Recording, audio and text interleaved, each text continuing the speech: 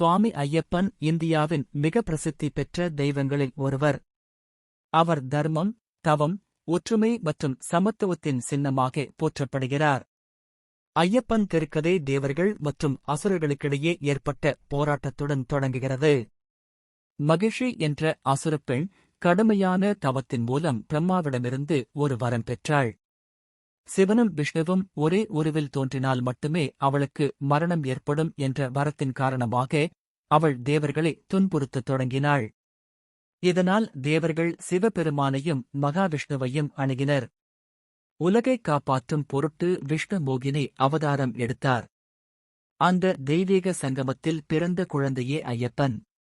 அவர் சிவன் மற்றும் விஷ்ணுவின் இணை அவதாரம் என்பதால் ஹரிஹர புத்திரன் என்று அழைக்கப்படுகிறார். அந்த குழந்தையை பம்பா நதிக்கரையில் பந்தளம் அரசன் ராஜசேகரன் கண்டெடுத்து மணிகண்டன் என்று பெயரிட்டு வளர்த்தார்.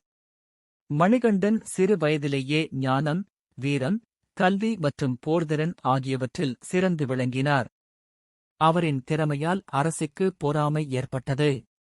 தனது மகன் அரசனாக வேண்டும் என்பதற்காக அரசி ஒரு சூழ்ச்சி செய்தாள்.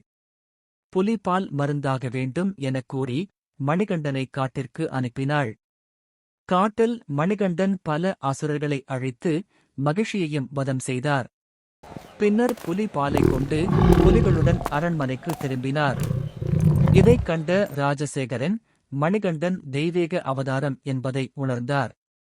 அப்போது மணிகண்டன் சபரிமலையில் தன்னுக்குக் கோயில் கட்டுமாறு கூறி அனைவருக்கும் அருள் புரிவேன் என்று அருளினார். மணிகண்டன் தனது உண்மையான தெய்வீக அடையாளத்தை வெளிப்படுத்தினார்.